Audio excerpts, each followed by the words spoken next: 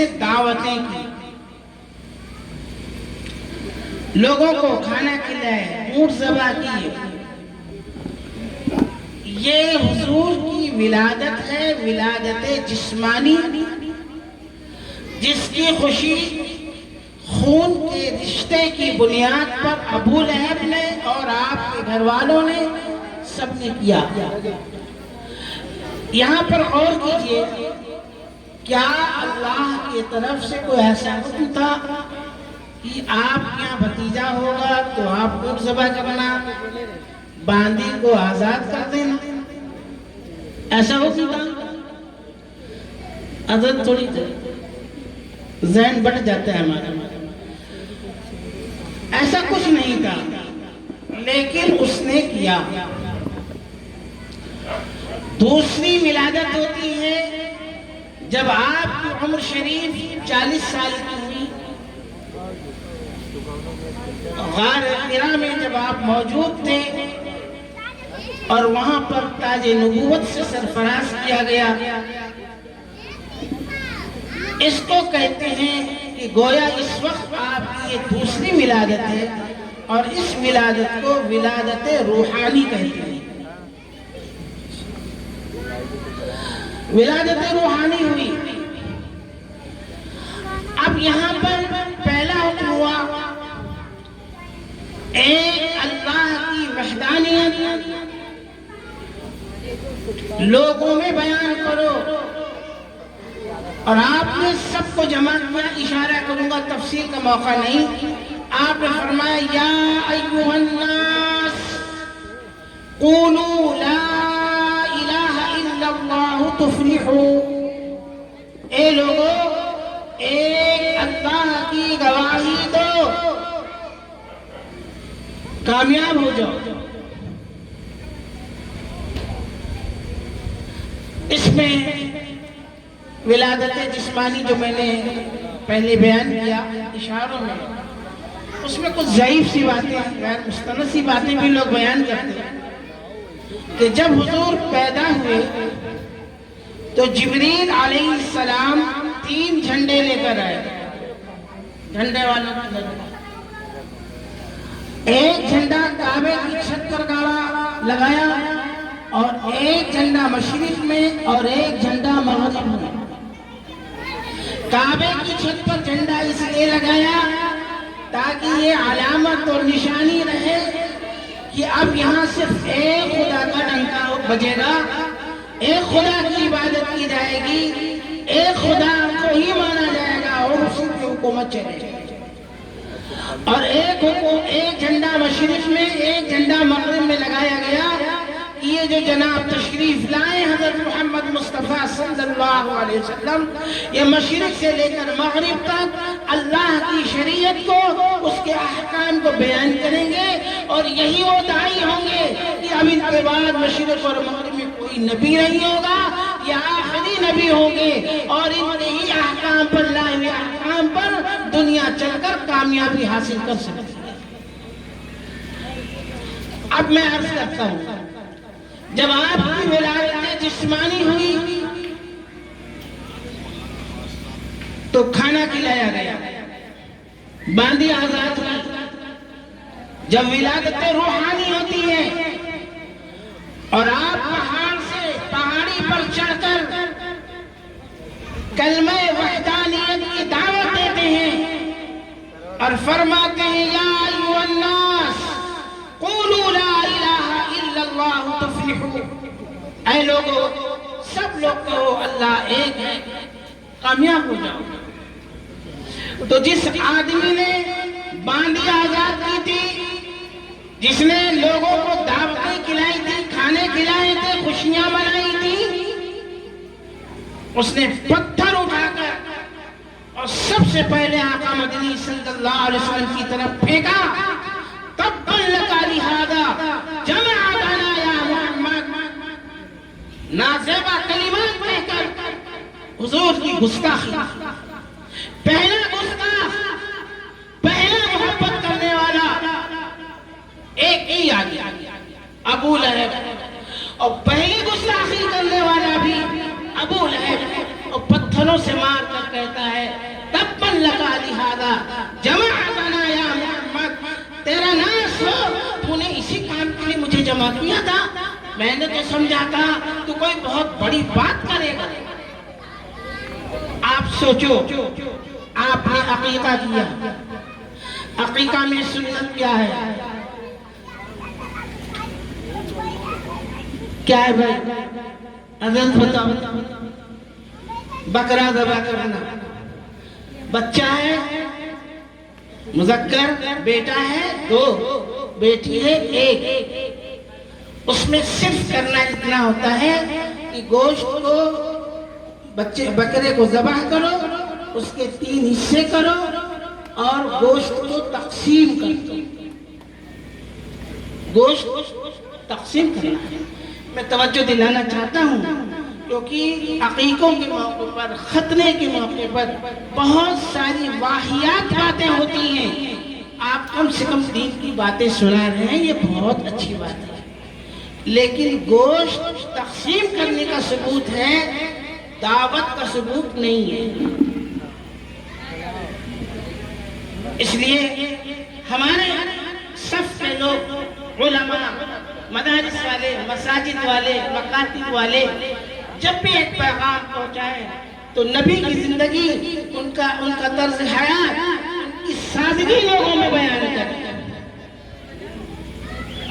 دین پر آسانی کے ساتھ عمل کریں، اور دین پر عمل کرنا بہت ہی آسان ہے، تو آپ کو یہ کرنا ہے۔ میں عرض کر رہا تھا، نبی کریم صلی اللہ علیہ وسلم کی جب ولادت روحانی ہوئی، احکام پہلے اللہ کی وحدانیت، آج ہم کس قدر غافل ہیں؟ ہماری آنکھ کے سامنے، ہمارے مسجد کے سامنے، پڑوس میں، گھر میں، ہمارے گھر کے اندر بے دینی کی آگ لگی ہوئی ہے، اور ہم مست ہیں، بے فکر ہیں، کمانے میں، کھانے میں،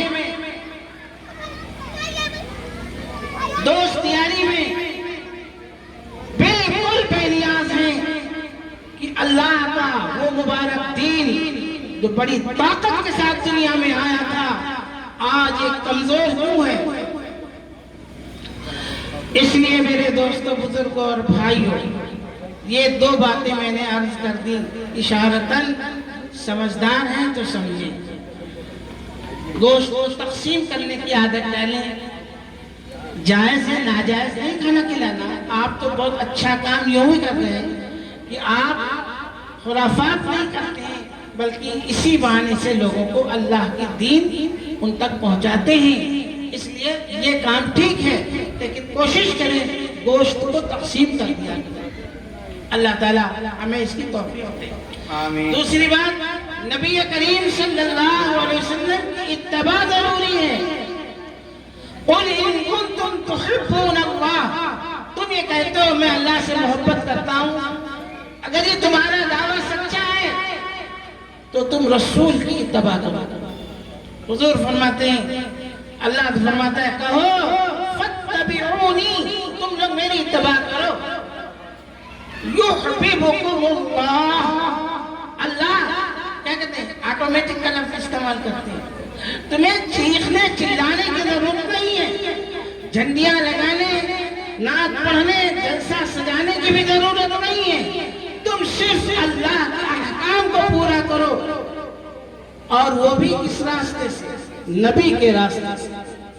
فَاتَّبِعُونِي، پہلے میری اتباع کرو۔ دیکھو اس کام میں ہمارے رسول نے ہمیں کیا درس دیا ہے، کیا تعلیم دی ہے، ہمیں کیا سکھلایا ہے۔ یُحْبِبُکُمُ اللَّهُ، آٹومیٹک اللہ تم سے محبت کرے گا۔ محبوب تم بننا چاہو اللہ کے، تو اس کے لیے ایک ہی بات ضروری ہے، رسول اکرم صلی اللہ علیہ وسلم کی سچی غلامی اختیار کریں گے انشاءاللہ، کریں گے انشاءاللہ۔ حضور کی ہر بات، ان صلاتی و نسکی و محیای و مماتی للہ رب العالمین، میری نماز، ان صلاۃ، میری قربانی، میری زندگی اور میری موت، میرا جینا اور میرا مرنا اس کے لیے اللہ۔ میرے دوستو، اس کا ہمیں خیال ہونا چاہیے کہ شب و روز ہماری زندگی کیسے کٹ رہی ہے، کیسے گزر رہی ہے۔ آپ تو خود جہاں دیدہ ہیں، علماء ہمارے بزرگ بیٹھے ہیں جن سے ہم کو کچھ سیکھنا تھا۔ میں تو اپنی چھوٹی ٹوٹی پھوٹی باتیں آپ تک پہنچا رہا ہوں۔ ہم سب نبی کے کلمہ پڑھنے والے ہیں۔ جب تک اتباع سنت ہمارے اندر موجود نہیں ہوگی ہم کچھ نہیں کر سکتے۔ اور اللہ نے ہر انسان کو اسلام کی فطرت پر ہی پیدا کیا ہے، لیکن معاشرے میں جو جیسا ہوتا ہے اپنی اولاد کو ویسے ہی بنا دیتا ہے۔ اللہ ہمیں آپ کو سب کو سمجھ کی توفیق دے۔ کچھ اشارات میں نے باتیں کہی ہیں اور کچھ مختصر وقت بھی تھا، اس لیے جو ذہن میں اللہ نے بات ڈالی میں نے عرض کر دی۔ اللہ تعالی ہمیں بھی اور آپ کو سب کو اپنے نبی کی کامل اتباع کی توفیق نصیب فرمائے۔ اب آپ یہ بتا دیں کہ انشاءاللہ جمعہ کو آپ لوگ پہنچیں گے فیض آباد۔ مرکز ترکاری منڈی کے پیچھے ایک چھوٹی سی مسجد ہے، نورانی مسجد، اور آگے جنت لان ہے۔ انگودی باغ سے آئیں گے، انگودی لان، آپ کی وہاں گاڑیاں کھڑی ہوں گی، پھر آپ مسجد تشریف لائیں گے۔ فجر کی نماز کے بعد جمعہ کے دن قرآن پاک کی تفسیر ہوگی، تقریباً 45 سے 1 گھنٹے کے بیچ کا یہ پروگرام ہوگا۔ پھر 11 بجے سے 12:30 بجے تک انشاءاللہ بیان، اذان اور خطبہ اور جمعہ کی نماز ہوگی۔ اس کے بعد کھانے پینے کے جو کچھ معمولات ہوں گے، پھر اس کے بعد علماء، ائمہ اور حفاظ کرام کے لیے ایک خصوصی نشست رکھی گئی ہے، جس کو حضرت مولانا مفتی محمد راشد صاحب دارالعلوم دیوبند استاد اور ہم سب کے کرم فرما پیر شریعت، پیر طریقت، رہبر شریعت حضرت شاہ الحاج مولانا افضل الرحمن صاحب دامت برکاتہ العالیہ خطاب فرمائیں گے۔